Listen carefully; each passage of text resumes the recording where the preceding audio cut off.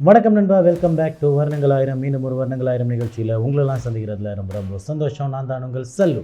So S, இன்றைக்கி நிகழ்ச்சி மங்களகரமாக ஆரம்பித்தாச்சு. இன்றைக்கி நிகழ்ச்சி எதை தொடர்ந்து போக போகுது, எப்படி போக போகுது அப்படிங்கிற மாதிரி பல எதிர்பார்ப்புகளோடு நீங்கள் காத்துக்கிட்டு இருப்பீங்க. என்னடா நிகழ்ச்சிக்குள்ளே வந்ததுமே தொண்டை ஒரு மாதிரி இருக்குது, ஃபோன் ஒரு மாதிரி அணுன்றான் அப்படின்னு தானே யோசிக்கிறீங்க. ஆக்சுவலாக என்னாச்சு அப்படின்னு பார்த்துக்கிட்டிங்கன்னா, இப்போது இலங்கையில் இப்போன்னு கிடையாது, ஒரு 4 வீக்ஸுக்கு முன்னாடி இலங்கையில் ஒரு வைரல் ஃபீவர் நிறைய இடங்களில், ஏன்னா காலநிலை அங்கே இங்கேன்னு மாறிக்கிட்டு இருந்துச்சு இல்லையா, அதனால் அந்த வைரல் ஃபீவரை கண்ட்ரோல் பண்ணிக்க முடியலை. அந்த ஸ்பேஸில் எனக்கு ரொம்ப தாகம், சரியா, அந்த தாகத்தை மெயின்டைன் பண்ணிக்க முடியாமல் நான் என்ன பண்ணேன் அப்படின்னு பார்த்துக்கிட்டிங்கன்னா, டக்குன்னு ஜில்லுன்னு ஐஸ் வாட்டர் எடுத்து குடிச்சிட்டேன். சரியா, குடித்து அன்னைக்கு நைட்டில் இருந்தே எனக்கு முடியல. ஏன்னா தொண்டை ஒரு மாதிரி கரகரன்னுக்கிட்டே இருந்துச்சு. கொஞ்ச நாள் கடந்து போச்சு, ஒரு நோய் வந்துச்சு, போயிருச்சு. ஆனால் அந்த நோய் போனதுக்கப்புறமாவும் த்ரோட் அப்படியே தான் இருக்குது, என்னால் முடியலை. பட் ஸ்டில் அந்த ஒரு த்ரோட் வலிக்கிறது ஓகே ஆகிடுச்சு. ஆனால் வாய்ஸ் கொஞ்சம் கண்ட்ரோல்டாக தான் வருது அப்படிங்கிறத நான் சொல்லியே ஆகணும். ஸோ நீங்களுமே கூட இந்த மாதிரி ஏதாச்சும் சின்னதாக நோய் வந்தாலும் அப்படியே விட்டுறாமல் முடிஞ்ச வர மருந்துகளை குடிச்சிருங்க அப்படிங்கிறத நான் சொல்லிக்கிறேன். இலங்கையில் ரொம்பவுமே ஃபேமஸான மருந்துனா இந்த கொத்தமல்லி அப்படின்னு ஒரு ட்ரிங்க் இருக்கும். அந்த கொத்தமல்லியை குடிச்சிருங்க, நல்லது. அந்த கொத்தமல்லி இலையும் சரி, கொத்தமல்லி கொட்டையும் சரி, உடம்புக்கு ரொம்பவுமே நல்லது. அதை வேக வச்சு அதுக்கப்புறமா குடிச்சிங்கன்னா நல்லாயிருக்கும். அதோட நீரை குடிச்சிங்கன்னா நல்லாயிருக்கும் அப்படிங்கிறத இப்போ சொல்லிக்கிறேன். சரி, ஓகே, இன்றைக்கி நிகழ்ச்சியோட கண்டென்ட்டுக்குள்ளே வந்துடலாம். இன்றைக்கி நிகழ்ச்சியில் நிறைய விஷயம் பேச போகிறோம்.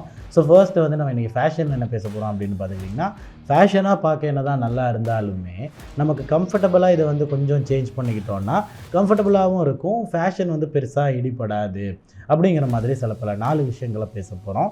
அதுக்கப்புறமா பேண்டேஜ், ஏன்னா இலங்கையிலையா இருக்கட்டும், இன்னும் பல நாடுகள்லையா இருக்கட்டும், பல பேண்டேஜ் இருக்குது. காயம்னு வந்துட்டாலே சரி, லைட்டாக ஒரு ரத்த காயம் வந்துட்டாலே சரி, ஒரு பிளாஸ்டர் ஓட்டுறோம், அது வரைக்குமே பேண்டேஜ் தான். நிறைய பேண்டேஜ் இருக்குது. ஆனால் டிஃப்ரெண்ட் நிறைய பேருக்கு தெரியாது. அப்படிங்கிறதுனால நிறைய பேர் கன்ஃபியூஸ் ஆகிக்கிட்டு இந்த பேண்டேஜ் இது கிடையாது, எல்லாத்தையும் ஒன்றா யூஸ் பண்ணிக்கலாம் அப்படிங்கிற மாதிரி யூஸ் பண்ணிட்டு போய்கிட்டு இருக்கோம். அது ரொம்பவுமே தப்பு. ஸோ அதனால் பேண்டேஜஸ் எதுக்காக, எப்படி கண்டுபிடிக்கப்பட்டது அப்படிங்கிறத சொல்ல போகிறோம். அதையும் தொடர்ந்து இன்றைக்கும் ஆட்டிடியூடில் ஒரு முக்கியமான விஷயம் இருக்குது. அதை தொடர்ந்து நம்ம இன்றைக்கி எடுத்துக்காட்டில் ஒரு முக்கியமான நபரை பற்றி பேச போகிறோம் அப்படிங்கிறத சொல்லிவிட்டு வாங்க இன்றைக்கான நிகழ்ச்சிக்குள்ள போகலாம்.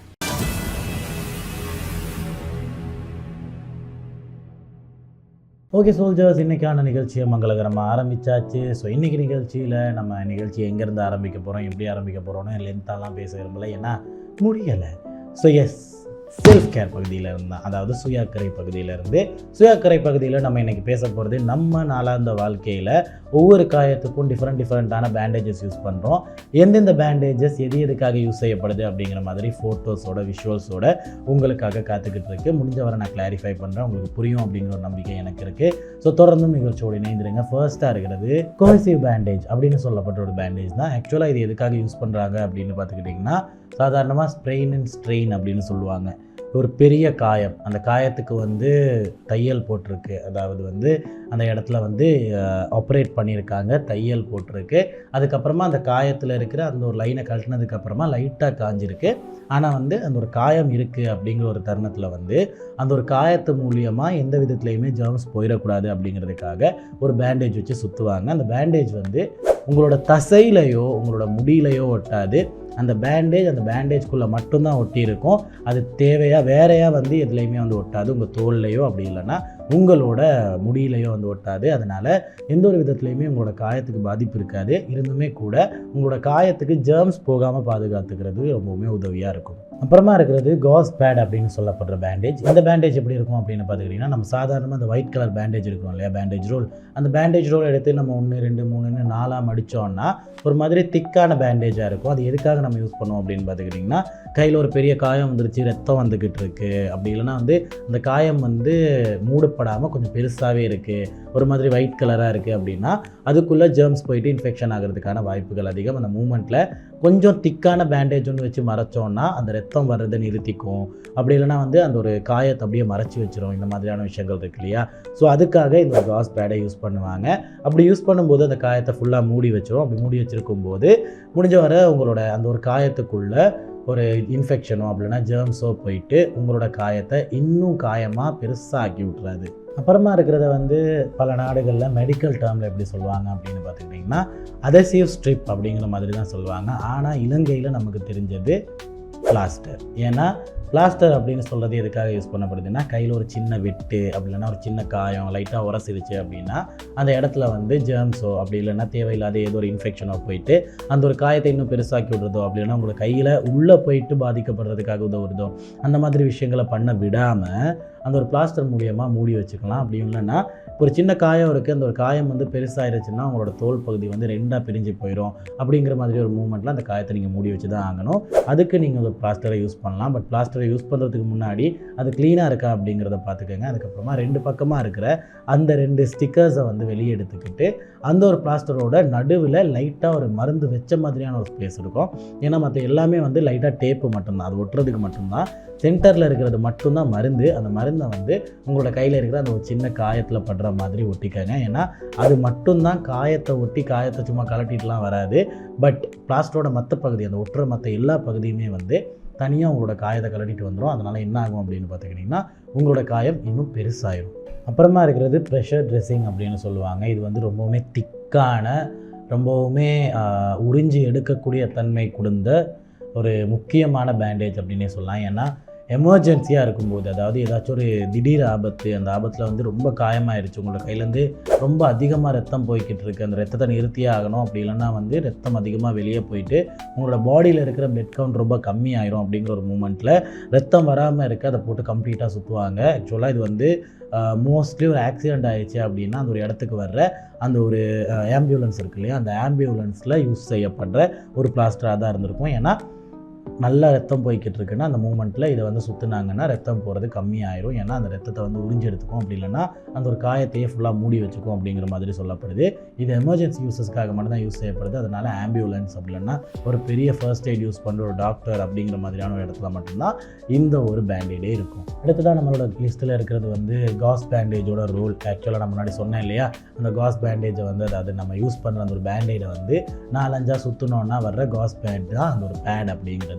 பட் காஸ் பேண்டேஜோட அந்த ஒரு ரோல் அப்படின்னு சொல்லப்படுறது வந்து உங்களோட கையிலையோ காலையோ ஏதாச்சும் ஒரு காயமாயிருச்சு அப்படின்னா ஒரு பஞ்சை வச்சோ அப்படி இல்லைன்னா காஸ் பேட், அதாவது அந்த ஒரு ரோலையே எடுத்து வெட்டி அதுக்கப்புறமா 4ஆக மடிச்சுக்கிட்டு அந்த ஒரு மடிப்பை வச்சோ அதுக்கப்புறமா சுற்றுறதுக்கு யூஸ் பண்ணுற ஒரு சாதாரண பேண்டேஜ் தான் இந்த காஸ் பேட் அப்படின்னு சொல்லப்படுறது.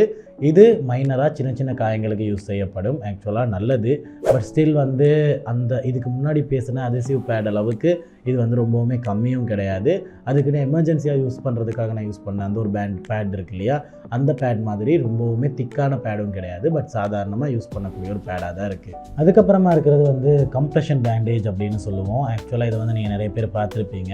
உங்களோட மசில் ஏதாச்சும் வந்து ரொம்ப கிராம்ப் ஆகிருக்கு அப்படின்னா மசில் வந்து விரிஞ்சு போயிருக்கு, சுருங்கி போயிருக்கு, ஏதோ ஒரு விஷயத்தில் வந்து உங்களோட மசில் வந்து ஏதோ ஒரு விதத்தில் பாதிக்கப்பட்டிருக்கு, காயப்பட்டிருக்கு, உள்ளார வந்து பிளட் ரொம்ப அங்கே இங்கேன்னு ஸ்வர்ம் ஆகிக்கிட்டு இருக்குது, ஏதாச்சும் ட்விஸ்ட் ஆகிருக்கு அப்படின்னா இந்த ஒரு பேண்டேஜை வந்து திக்காக யூஸ் பண்ணணும். அதாவது ரொம்பவுமே ஹார்டாக யூஸ் பண்ணணும், ரொம்ப டைட்டாக கட்டணும் அப்படிங்கிறது தான் உண்மை. ஸோ டைட்டாக கட்டுங்க, அப்போ தான் இதோட கம்ப்ரெஷனோட வேல்யூ இருக்கும். கம்ப்ரெஷன் அப்படின்னு சொல்கிறதே வந்து ஒரு பக்கத்தில் இருந்தும் இன்னொரு பக்கத்தில் இருந்தும் கொடுக்குற ஒரு அழுத்தத்தை தான் கம்ப்ரெஷன் அப்படின்னு சொல்லுவாங்க. கம்ப்ரெஷனுக்கான ஆக்சுவலான மீனிங்கே வந்து அழுத்தம் தான். அந்த அழுத்தம் கொடுக்கும்போது உங்களோட மசிலில் இருக்கிற அந்த ஒரு பெயின் ரொம்பவுமே கம்மியாக இருக்கிற மாதிரி ஃபீல் ஆகும். பட் மசில்ஸில் ஒரு பெயின் வந்துருச்சுன்னா பேண்டேஜ் போட்டு மூடுறது மட்டும் தீர்வாக இருக்காது.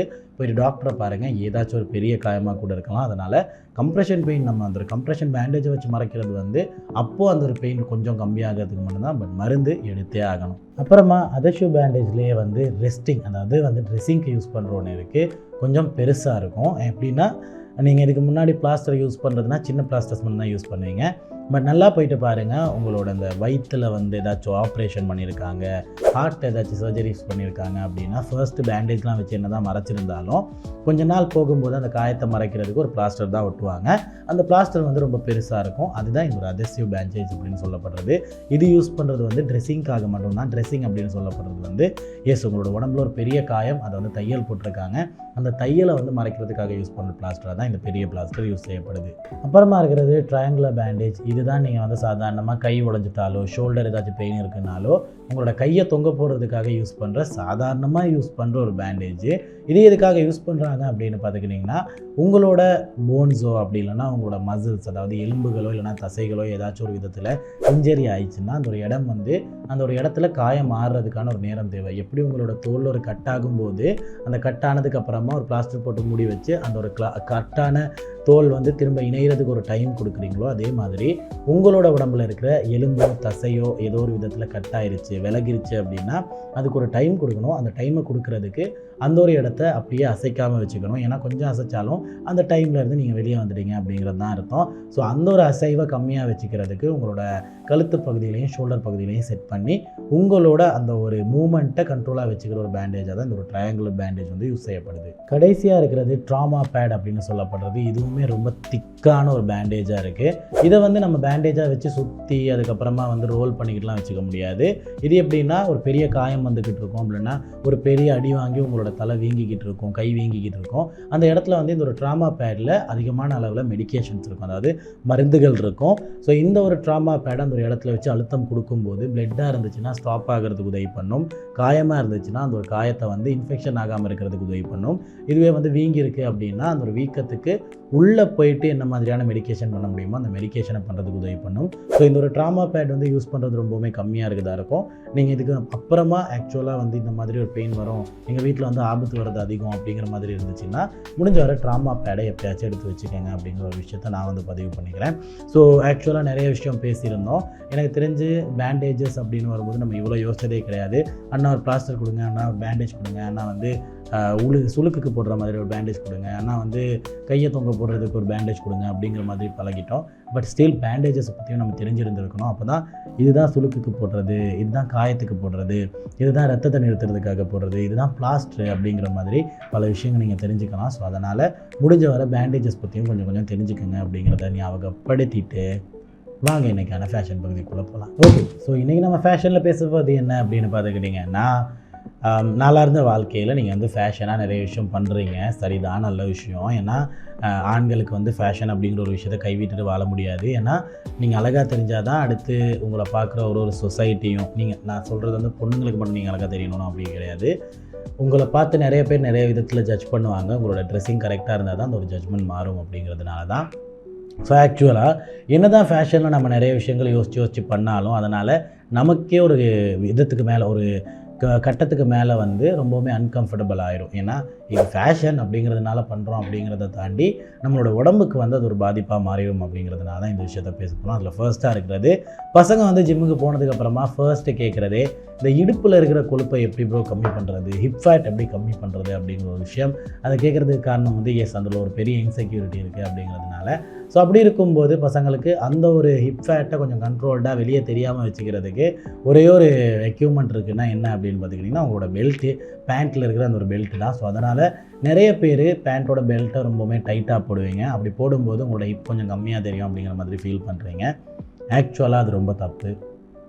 ஏன்னா உங்களோட வயிற்று பகுதி அப்படின்னு எடுத்துக்கும் போது உங்களோட டைஜஷன் வந்து மேலே நடக்குது. அதுக்கப்புறமா உங்களோட டைஜஷனை தாங்கி பிடிக்கிறது உங்களோட வயிற்றில் நடக்குது. அதுக்கப்புறமா அந்த டைஜஷனை வந்து அவுட் பண்ணுறது உங்களோட வயிற்று கீழே நடக்குது. சிறுநீர் பகுதியாக இருக்கலாம், ஆசனவாய் பகுதியாக இருக்கலாம், இது ரெண்டுமே வந்து கரெக்டாக அந்த ஒரு இடத்துல ஆப்ரேட் ஆகி தான் ஆகணும். ஸோ அப்படி இருக்கும்போது நீங்கள் பெல்ட்டை வச்சு ஹெவியாக டைட் பண்ணும்போது வெளியே இருந்து அந்த ஒரு போர்ஷனுக்கு ஒரு ப்ரெஷர் போகுது. அந்த ஒரு ப்ரெஷர்னால் உங்களோட வயிற்று பகுதி கரெக்டாக டைஜஷனை கம்ப்ளீட் பண்ண முடியாமல் தவிக்குது. இதனால் உங்களுக்கு ரொம்பவுமே அன்கம்ஃபர்டபுளாக இருக்குது. உட்காந்துருக்கும் போதே வயிறு ஒரு மாதிரி வலிக்குது, இடுப்பெல்லாம் வலிக்குது, ஒரு மாதிரி கேஸ்ட்ரிக் வர்ற மாதிரி இருக்குது. இந்த மாதிரி நிறைய பிரச்சனைகள் நடக்குது. காரணம் வந்து வயிற்றுக்குள்ளே எதுவுமே பிரச்சனை கிடையாது, வயிற்றுக்கு வெளியே இருக்கிற உங்களோட பெல்ட்டில் தான். ஸோ முடிஞ்ச வரை கொஞ்சம் லூசன் அப் பண்ணி வச்சுக்கோங்க. உங்களோட வயிற்றை பெருசாக போட்டு இருக்காத மாதிரி பெல்ட் கொடுத்துனீங்கனாலே போதும். நீங்கள் பெருசாக போட்டு இருக்கிறீங்கன்னா அது உங்களோட வயிற்றுக்குள்ளேயும் பாதிக்கும் அப்படிங்கிறத மறந்துடாதீங்க. அப்புறமா இருக்கிறது வந்து நிறைய பேர் ஏற்றுக்க மாட்டீங்க அப்படின்னு நினைக்கிறேன். இருந்தாலுமே கூட இதை நான் சொல்லியே ஆகணும்.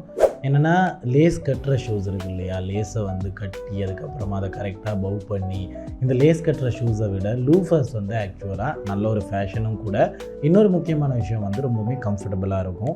லூஃபர்ஸ் அப்படின்னு வரும்போது நிறைய பேர் சொல்கிற ஒரு விஷயம் தான், ப்ரோ அது வந்து ரொம்ப ஈவெண்ட் ஓரியன்டாக இருக்குது, அது ரொம்பவுமே கலர்ஃபுல்லாக இருக்குது, அதனால் வந்து இதை எப்படி நான் கேஷுவலாக உடுத்துறது அப்படிங்கிற மாதிரி கேட்குறீங்களா இருக்கும். இல்லை, லூஃபர்ஸில் வந்து நிறைய கேஷுவலான ஷூஸ் இருக்குது. அது வந்து பார்க்குறதுக்கு லேஸ் கட்டுற ஷூஸ் மாதிரியே இருக்கும். பட் ஸ்டில் வந்து மோஸ்ட்லி அது கேஷுவலாகவும் உடுத்தலாம் அப்படிங்கிற மாதிரி சொல்லலாம். ஸோ லேஸ் கட்டுற ஷூஸ் அப்படின்னு வரும்போது ஸ்னீக்கர்ஸ் இருக்குது, அப்புறம் வந்து நிறையா பக்கிள்ட் அப் ஷூஸ் இருக்குது, அதுக்கப்புறமா வந்து நிறைய ஓப்பன் ஸ்பேஸ்டான ஷூஸ் இருக்குது. அதாவது உயரமாக இருக்கும், அப்படி இல்லைன்னா விட்த்து வந்து ரொம்பவுமே அதிகமாக இருக்கும், அதாவது அளவில் வந்து ரொம்பவுமே பெருசாக இருக்கும் அப்படின்னே சொல்லலாம். பட் லூஃபர்ஸ் அப்படின்னு வரும்போது உங்களோட கால் பகுதியோடு சேர்த்து உங்கள் கால் பகுதிக்கு தேவையான அளவு மட்டும்தான் வரும். அதனால் அந்த லூஃபர்ஸ் வந்து ரொம்பவுமே கம்ஃபர்டபுளாக இருக்கும். இன்னொரு முக்கியமான விஷயம், நீங்கள் லேஸ் கட்டுற ஷூவை வந்து போடணுன்னா போட்டு லேஸை கட்டி அதுக்கப்புறமா ரொம்ப கஷ்டப்பட வேண்டியது இருக்கும். ஆனால் சாதாரணமாக நீங்கள் வந்து ஒரு லூஃபர் போடணுன்னா நீங்கள் சாக் போட்டாலும் சரி போடனாலும் சரி, அதை சாக்ஸ் போட்டிங்கனாலும் சரி போடலனாலும் சரி, அந்த ஒரு லூஃபர்ஸ்குள்ளே காலை விட்டிங்கனாலே ஷூ கம்ப்ளீட் அப்படிங்கிற மாதிரி இருக்கும். ஸோ அதனால் ரொம்பவுமே ஹெல்ப்ஃபுல்லான ஒரு ஃபேஷனாக இருக்கிறது இந்த ஒரு லூஃபர்ஸ் அப்படின்னே சொல்லலாம். அதனாலே நிறைய பேருக்கு பிடிக்கும் அப்படின்னு நினைக்கிறேன். நானுமே கூட கேஷுவலாகவும் சரி அதுக்கப்புறமா ப்ரொஃபஷனலாகவும் சரி அதிகமாக லூஃபர்ஸ் தான் கொடுத்துறேன். ஏன்னா எனக்கு லேஸ் கட்டுறது ரொம்பவுமே இரிட்டேட் ஆகும். ஒரு லிமிட்டுக்கு மேலே வந்து இந்த லேஸ் அவுந்துக்கிட்டே இருக்கும். அது அவுந்துக்கிட்டே இருக்கும்போது ரொம்ப கடுப்பாக இருக்கும். அந்த மூமெண்ட்டில் வந்து இல்லை இதெல்லாம் நமக்கு சரிப்பட்டு வராது, லூஃபர்ஸ் தான் சரிப்பட்டு வரும் அப்படிங்கிற மாதிரி அதை அப்படியே ஒதுக்கிடுவேன் அப்படின்னே சொல்லலாம். ஸோ நீங்களுமே கூட கம்ஃபர்டபுளாக உடுத்தணும் அப்படின்னு விரும்புகிறீங்கன்னா கேஷுவலாகவும் ஒரு லூஃபர்ஸ் வச்சுக்கோங்க, ப்ரொஃபஷனலாகவும் ஒரு லூஃபர்ஸ் வச்சுக்கோங்க. லூஃபர்ஸ் அப்படின்னு சொல்லப்படுறது காலில் போட்டோன்னாலே ஃபிட்டாக இருக்கும். அதை நீங்கள் லேஸ்லாம் கேட்கணும்னு அவசியமே கிடையாது. அப்புறமா இருக்கிறது ஏர்பாட்ஸ் ஓவர் ஹெட்ஃபோன்ஸ் அப்படின்னே சொல்லலாம். அதாவது வயர்லெஸ் ஹெட்ஃபோன்ஸ். நம்ம வந்து வயர்டு ஹெட்ஃபோன்ஸுக்கு பதிலாக வயர்லெஸ் யூஸ் பண்ண போகிறோம் அப்படிங்கிற மாதிரி ஒன்று. என்னென்னா நிறைய பேர் வந்து இல்லை வயர்டு ஹெட்ஃபோன்ஸ் வந்து 90s, அது வந்து ஒரு பெரிய ஏஸ்தெட்டிக்கு, அதை நம்ம விட்டு கொடுக்க முடியாது அப்படிங்கிற மாதிரிலாம் ஃபீல் பண்ணுறீங்க. ஜேடியே வந்து வயர்டு ஹெட்ஃபோன் தான் யூஸ் பண்ணார் அப்படிங்கிற மாதிரி நிறைய பேர் அந்த ஒரு விஷயத்தை ஃப்ளெக்ஸ் பண்ணிக்கிட்டு வர்றீங்க. பட் வயர்டில் நிறைய பிரச்சனைங்க இருக்குது. ப்ரோ இல்லை இது ஒரு டெக்கு தானே, இதுக்கும் ஃபேஷனுக்கும் என்ன சம்மந்தம் அப்படின்னு கேட்குறீங்கன்னா, நீங்கள் ரோட்டில் போட்டு போகிறீங்க, அது வந்து உங்களோட அழகை இன்னும் கொஞ்சம் டிஃப்ரெண்ட்டாக காட்டுது. அதாவது ஒரு 5% அதிகமாக காட்டுதுன்னு வச்சுக்கோங்களேன். அது ஒவ்வொன்றுமே ஃபேஷனாக தான் இருக்கும். ஸோ அப்படி இருக்கும்போது வயர்ட் போட்டிருக்கும்போது அது ஒரு டிஃப்ரெண்ட்டான ஃபேஷனாக தான் இருக்கும். பார்க்க சூப்பராகவே இருக்கும், ஸ்டைலாக இருக்கும். ஜேடி எடுத்துக்கான ஜேடியோட கேரக்டருக்கு வந்து அந்த ஒரு வயர்ட் ஹெட்ஃபோன் வந்து ஒரு முக்கியமான ஒரு இன்னொரு சின்ன பேக்கப்னு வச்சுக்கோங்களேன். அது வந்து பார்க்குறதுக்கு ரொம்ப அழகாக இருக்கும். ஆனால் என்ன தான் நம்ம வயர்டு யூஸ் பண்ணாலும், நான் வந்து ஒரு வயர்லெஸ் ஹெட்ஃபோன் யூஸ் பண்ணுறேன். ஒரு 1500க்கு தான் எடுத்தேன், 2500 நினைக்கிறேன். 3 வருஷமாக இருக்குங்க. 3 வருஷமாக யூஸ் பண்ணிக்கிட்டு இருக்கேன். நம்ம பாட்டு தான் கேட்க போகிறோம், அப்படின்னா கால் பேச போகிறோம். ஸோ அதுக்கு வந்து வயர்டு ஹெட்ஃபோன் யூஸ் பண்ணணுமா வயர்லெஸ் யூஸ் பண்ணணுமா அப்படிங்கிறத வந்து ரெக்கமெண்ட் பண்ணுறதை தாண்டி கம்ஃபர்டபிலிட்டி அப்படின்னு ஒரு விஷயம் இருக்குது இல்லையா. வயர்டு யூஸ் பண்ணோன்னா ஒரு 5 மந்த்ஸில் அங்கே இங்கேன்னு வயர் அங்கே இங்கேன்னு போயிட்டு உடஞ்சிரும். என்ன தான் ஒரிஜினலான வயராக இருந்தாலும் அங்கே இங்கேன்னு எங்கேயோ ஸ்க்ராட்ச் ஆகி உடஞ்சிரும். இன்னொரு முக்கியமான விஷயம், ஃபோனை அங்கே இங்கேன்னு விழுறதுக்கு கூட வாய்ப்பு இருக்குது. பாக்கெட்டில் போட முடியாது, ஃபோனோட பின் வந்து அங்கே இங்கே டேமேஜ் ஆகிடும். இந்த மாதிரி நிறைய விஷயங்கள் இருக்குது. பட் வயர்லெஸ் அப்படின்னு வரும்போது கனெக்ட் பண்ணியாச்சு, பாட்டு கேட்டாச்சு, நிம்மதியாக இருக்கலாம் அப்படிங்கிற மாதிரியான மூமெண்ட் இருக்குது. ஃபேஷனாகவும் அது வந்து ரொம்பவுமே டிஃப்ரெண்ட்டாக உங்களை வந்து எதுவும் ஆக்வர்டெல்லாம் காட்டிட போகிறது கிடையாது. அதனால் வயர்லெஸ் யூஸ் பண்ணுறதே பெட்டராக இருக்கும். அதுக்கப்புறமா பேண்ட்டை மடிக்கிறது. ஆக்சுவலாக வந்து ஏன் பேண்ட்டை மடிக்கிறது அப்படின்னு சொன்னேன்னா, நிறைய பேர் வந்து பேண்ட் அவங்களோட லென்த்தில் இல்லைன்னா, ஏன்னா இப்போ உங்களோட ஹிப் வந்து 30 மாதிரி இருக்குதுன்னு வச்சுக்கோங்களேன். நீங்கள் ஹைட் கம்மியாக இருக்கீங்க அப்படின்னு வச்சுக்கோங்களேன். உங்களோட ஹிப் என்ன தான் 30 இருந்தாலுமே கூட ஹைட்டு ரொம்ப அதிகமாக இருக்கும். சரியா, பேண்ட்டோட ஹிப்பு வந்து கரெக்டாக இருக்கும், ஹைட்டு ரொம்ப அதிகமாக போய்கிட்டு இருக்கும், ரொம்ப கஷ்டமாக இருக்கும், அன்கம்ஃபர்டபுளாக இருக்கும் அப்படின்னே சொல்லலாம். ஸோ அந்த மூமெண்ட்டில் நிறைய பேர் பண்ணுறது கட் பண்ணி அழகாக உள்ளே மடித்து அதுக்கப்புறமா வந்து ஸ்டிச் பண்ணி இது எல்லாமே பண்ணிக்கிட்டு இருப்பாங்க. அதனால் மட்டும்தான் அது வந்து ரொம்ப கரெக்டாக இருக்கும், பர்ஃபெக்டாக இருக்கும் அப்படிங்கிற மாதிரி உணர்றாங்க. பட் ஸ்டில் பேண்ட் அப்படின்னு வரும்போது மடிக்கலாம், தெரியும் தானே. ஸோ மடிக்கிறது அப்படின்னு வரும்போது நிறைய பேர் 90ஸ்லேருந்து 80ஸ்லேருந்தே பண்ணுறது வெளியே மடிக்கிறது, வெளியே 2 மடிப்பாக மடிக்கிறது. அப்படி இல்லைனா நிறைய பேர் இந்த ரப்பர் பேண்ட்லாம் போட்டு மடிச்சுக்கிட்டு இருந்தாங்க. அது ஒரு காலகட்டம் அப்படின்னே சொல்லலாம். பட் ஸ்டில் பேண்ட்டை வந்து உள்ளே மடிக்கலாம். ஓகே, உள்ளே கரெக்டாக லென்த் எடுத்து மடிச்சிங்கன்னா அது மடிச்சிருக்கிறதும் தெரியாது, கம்ஃபர்டபுளாகவும் இருக்கும், ஸ்டிச்சு கூட இருக்காது, பார்க்க ரொம்பவுமே ஃபேஷனாக ரொம்ப அழகாக இருக்கும். ஓகே, செலவும் கம்மி, உங்களோட பேண்ட்டும் கரெக்டாக இருக்கும் அப்படிங்கிறது தான் உண்மை. ஸோ இதனால் ஃபேஷனும் எந்த விதத்துலையும் பாதிக்கப்பட போகிறது கிடையாது. என்னதான் இருந்தாலுமே கூட உங்களோட பேண்ட்டுமே கூட ரொம்பவுமே அழகாக தெரிய தான் போகுது. அதையும் தாண்டி காசும் பெருசாக செலவாகாது, கட் பண்ணி கஷ்டப்படணும்னு அவசியமும் கிடையாது. இப்போ கட் பண்ணி ஒரு அளவுக்கு மேலே கட்டையாயிடுச்சுன்னு வச்சுக்கோங்களேன், நீளமாக இருந்தால் கூட ஓகே மடித்து உடுத்திக்கலாம், கட்டையாயிடுச்சுன்னா ஒன்றும் பண்ண முடியாது. ஸோ அந்த மூமெண்ட்டில் என்ன பண்ணலாம் அப்படின்னு பார்த்துக்கிட்டிங்கன்னா லைட்டாக உள்ளே மடிச்சிக்கலாம். இது ரொம்பவுமே ஃபேஷனாகவும் ஹெல்ப்ஃபுல்லாக இருக்கும். ஃபேஷனையும் தாண்டியும் இது ரொம்பவுமே லைஃபுக்கும் யூஸ்ஃபுல்லாக இருக்கும் அப்படிங்கிறத சொல்லியே ஆகணும். ஸோ இது எல்லாம் தான் நம்ம இன்றைக்கி பேசியிருந்த ஃபேஷன் ஓவர் கம்ஃபர்டபிலிட்டி அப்படின்னே சொல்லலாம், கம்ஃபர்டபிலிட்டி ஓவர் ஃபேஷன் அப்படின்னே சொல்லலாம். ஸோ அதனால் மக்களுக்கு ரொம்ப பிடிச்சிருக்கும் அப்படின்னு நம்புகிறேன். நீங்களுமே கூட ட்ரை பண்ணி பாருங்கள், கொஞ்சம் டிஃப்ரெண்ட்டாக எல்லாத்தையுமே பண்ணி பார்ப்போமே அப்படிங்கிறத ஞாபகப்படுத்திட்டு வாங்க இன்றைக்கான ஆட்டிடியூட் பகுதிக்குள்ளே போகலாம். ஓகே சோல்ஜர்ஸ், நம்ம இன்றைக்கான ஆட்டிடியூட் பகுதியில் என்ன பேச போகிறோம் அப்படின்னு பார்த்துக்கிட்டிங்கன்னா, பணத்தை தாண்டிய மரியாதை அப்படிங்கிற ஒரு விஷயம், டிக்னிட்டி ஓவர் மணி அப்படிங்கிற ஒரு விஷயம். மணி அப்படின்னு சொன்னால் வந்து காசு மட்டும்தான் அப்படின்னு நினச்சிக்கிட்டிங்கன்னா இல்லை, பொருட்களாக இருக்கலாம், அவங்க வந்து உங்களை ட்ரீட் பண்ணுற ஒரு விதமாக இருக்கலாம். இது எல்லாமே வந்து காசுக்குள்ளே தான் வருது அப்படின்னே சொல்லலாம். ஸோ மனிதர்கள் அப்படின்னு வரும்போது அவங்க உங்களை எப்படி கணிப்பாங்க அப்படின்னு பார்த்துக்கிட்டிங்கன்னா, உங்கள்கிட்ட இருந்தால் நீங்கள் வந்து கெட்டது பண்ணாலும் நல்லது, உங்கள்கிட்ட இல்லைன்னா நீங்கள் நல்லது பண்ணாலும் ஒரு விதத்தில் கெட்டதாக இருக்குமோ அப்படிங்கிற மாதிரி யோசிப்பாங்க. அது காசாக இருக்கலாம், பதவியாக இருக்கலாம், படிப்பாக இருக்கலாம், என்னவா வேணா இருக்கலாம். ஸோ அதுக்கு நீங்கள் ஃபர்ஸ்ட்டு புரிஞ்சிக்க வேண்டிய ஒரு விஷயம் இருக்குது. ஒருத்தர் வந்து நமக்கு காசு கொடுக்குறாரு, பொருள் கொடுக்குறாரு, நம்மளை வந்து ஒரு நல்ல மனுஷனாக மதிச்சு தான் இதெல்லாம் கொடுக்குறாரு அப்படிங்கிற மாதிரி நீங்கள் யோசித்து வாங்கிக்கிட்டாலும் ஒரு கட்டத்துக்கு மேலே நீங்கள் எப்படி யோசிப்பீங்கன்னா, ஒரு ஹெல்ப் தானே பண்ணுறாரு, நல்ல விஷயம் தானே பண்ணுறாரு, என்கிட்ட இல்லை அதனால் வந்து அவர் கொடுக்குறாரு அப்படிங்கிற மாதிரி யோசிப்பீங்க. ஆனால் அந்த இல்லை அப்படிங்கிற ஒரு விஷயத்தை வச்சு மரியாதையும் உங்களுக்கு சுத்தமாக கிடைக்காம போயிடும். உங்களோட வாழ்க்கையில் அதிகபட்சம் உங்களுக்காக கிடைக்கக்கூடிய இன்னும் சில பல விஷயங்கள் இருக்குது. பணத்தை தாண்டிய சில பல விஷயங்கள் இருக்குது. அன்பு, பாசம், உண்மையான நட்பு, அதுக்கப்புறமா மரியாதை. அன்பு, பாசம், உண்மையான நட்பு கூட கிடைக்காம போயிடலாம். அது எல்லாத்துக்குமே வந்து நீங்கள் வந்து பழி கிடையாது. ஏன்னா அன்பு, பாசம் அப்படிங்கிறது இன்னொரு நபர் உங்களுக்கு கொடுக்க வேண்டிய ஒரு விஷயமா இருக்குது. பட் மரியாதை அப்படிங்கிறது நீங்கள் சம்பாதிச்சுக்க வேண்டிய ஒரு விஷயம்.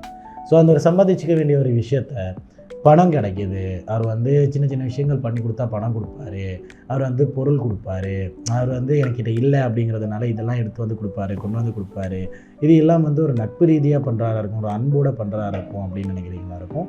ஒரு கட்டத்துக்கு மேலே அவரே, அந்த நபரே வந்து எப்போ நான் இதெல்லாம் கொடுக்குறேன் தானே, உனக்கு எதுக்கு மரியாதை கொடுக்கணும் அப்படிங்கிற மாதிரியான ஒரு ஸ்டேட்டில் பேச ஆரம்பித்தாருன்னா அந்த இடத்துல அந்த ஒரு நபரை விட்டு விலகிடுங்க. ஏன்னா என்ன தான் அதிகமாக பணம் கிடைச்சாலும், என்ன தான் அதிகமாக பொருள் கிடைச்சாலும், எந்த ஒரு பணத்தை கொடுத்தும் வாங்க முடியாத ஒரு விஷயந்தான் அந்த ஒரு மரியாதை. ஸோ அந்த ஒரு மரியாதையை கெடுத்துக்காதீங்க அப்படிங்கிறது தான் இன்றைக்கான ஆட்டிடியூட் பகுதியில் இருக்கிற ஒரு விஷயம். ஸோ அந்த ஒரு விஷயத்தையும் சொல்லிவிட்டு வாங்க இன்றைக்கான எடுத்துக்காட்டு பகுதிக்குள்ளே போகலாம். ஓகே சோல்ஜர்ஸ், ஸோ இன்றைக்கி நம்ம எடுத்துக்காட்டு பகுதியில் பேச போகிறது யார் அப்படின்னு பார்த்துக்கிட்டிங்கன்னா, நம்ம சோல்ஜர்ஸ்னு சொல்கிறோம் இல்லையா, அந்த சோல்ஜர்ஸுக்கெல்லாம் கேப்டனாக இருக்கிற நம்மளோட ஸ்டீவ் ராஜர்ஸ், கேப்டன் அமெரிக்கா அவர்களை பற்றி தான். இதுக்கு முன்னாடி நம்ம வந்து நிறைய கேரக்டர்ஸ் பற்றி பேசியிருக்கோம். ஸ்டீவ் ராஜர்ஸை பற்றி ஒரு இடத்துல ஒரு சின்ன இடமா மட்டும் தான் பேசியிருந்தோம் அப்படின்னு நினைக்கிறேன்.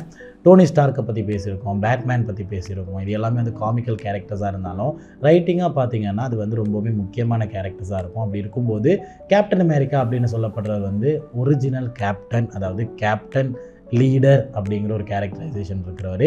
லீடர் அப்படின்னாலே லீடிங் பை எக்ஸாம்பிள் தான். நம்ம ஒரு விஷயத்தை பண்ணிட்டு தான் மற்ற மக்களுக்கு சொல்லணும். இந்த அவெஞ்சர்ஸ் அசெம்பிள் அப்படின்னு சொல்லப்படுற ஒரு டயலாக் இருக்குது, அது வந்து கடைசியாக எண்ட் கேமில் தான் சொல்லியிருப்பாங்க. பட் ஃபர்ஸ்ட்லேருந்தே சொல்கிற மாதிரி காட்டியிருந்தாலும் கடைசியாக எண்ட் கேமில் தான் சொல்லியிருப்பாங்க. காரணம் வந்து அந்த ஒரு இடத்துல அவர் தனியாக நின்று அசெம்பிள்டாக இருப்பார்.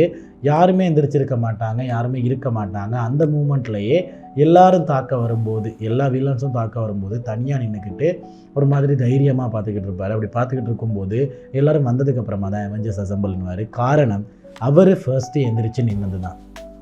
ஒரு நல்ல லீடராக, ஒரு நல்ல கேப்டனா, அதுதான் கரெக்டான முறை. யாருமே இல்லைன்னாலும் அவங்கள காப்பாற்றுறதுக்காகவோ, அவங்களோட உயிரை காப்பாற்றுறதுக்காகவோ நான் முன்னாடி வந்து நிற்பேன் அப்படிங்கிறது தான் கரெக்டான ஒரு லீடரோட திறமையாக இருக்கும். அப்படி வர்ற ஒரு லீடர்கிட்ட தான் நீங்கள் பின்னாடி போய்ட்டு நிற்கணும். அப்படி பின்னாடி நிற்கும்போது தான் அவருக்கு அவெஞ்சர்ஸ் அசெம்பிள்னே சொல்லலாம். இல்லை சும்மா அவெஞ்சர்ஸ் அசெம்பிள்னு சொல்கிறாருன்னா அவர் கேப்டன் கிடையாது. ஏன்னா அவரே பண்ணலைன்னா எதுக்கு நாங்கள் மட்டும் அசெம்பிள்ட் ஆகி அவர் கூட நின்று சண்டை போடணும் அப்படிங்கிற மாதிரி நமக்கே சந்தேகம் வந்துடும். காரணம் லீடர்ஷிப் அப்படிங்கிறது வந்து எப்போவுமே லீடிங் பை எக்ஸாம்பிள்டாக தான் இருக்கும்.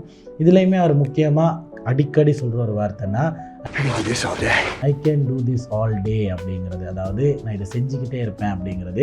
நல்ல விஷயங்களை செஞ்சுக்கிட்டே இருக்கிறது தான் ஒரு நல்ல கேப்டனோட ஒரு நல்ல திறமை, ஒரு நல்ல மகிமை அப்படின்னே சொல்லலாம். ஸோ அதனால் நீங்கள் என்ன பண்ணோம் அப்படின்னு பார்த்துக்கிட்டிங்கன்னா, அந்த ஒரு நல்ல கேப்டனோட அந்த ஒரு விஷயத்தை அவர் செய்கிறாரு, என்ன நடந்தாலும் அவர் செய்வார் அப்படின்னா நீங்களும் அவர் கூட சேர்ந்து செய்யலாம் அப்படிங்கிற ஒரு விஷயத்த சொல்லிக்கிறேன். ஸோ நீங்களும் கேப்டனாக இருக்கீங்கன்னா மறந்துடாதீங்க, லீடர்ஸ் எப்போவுமே நீங்கள் ஃபர்ஸ்ட்டு பண்ணிட்டு தான் இன்னொரு நபருக்கு சொல்லணும் அப்படிங்கிற ஒரு விஷயத்தை ஞாபகப்படுத்திட்டு இன்றைக்கான நிகழ்ச்சியை முடிச்சுக்கலாமா? ஓகே சோல்ஜர்ஸ், நிறைய விஷயம் பேசியாச்சு. கேப்டனாக சோல்ஜராக உங்கள் கூட எப்போவுமே நான் இருக்கிறேன். ஏன்னா கேப்டன் ஆகிறதுக்கான தகுதி எனக்கு வந்துருச்சா அப்படின்னு கேட்டுக்கிட்டிங்கன்னா தெரியாது.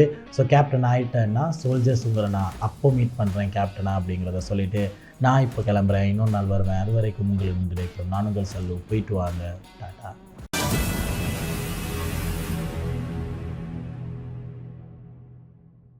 Thank you.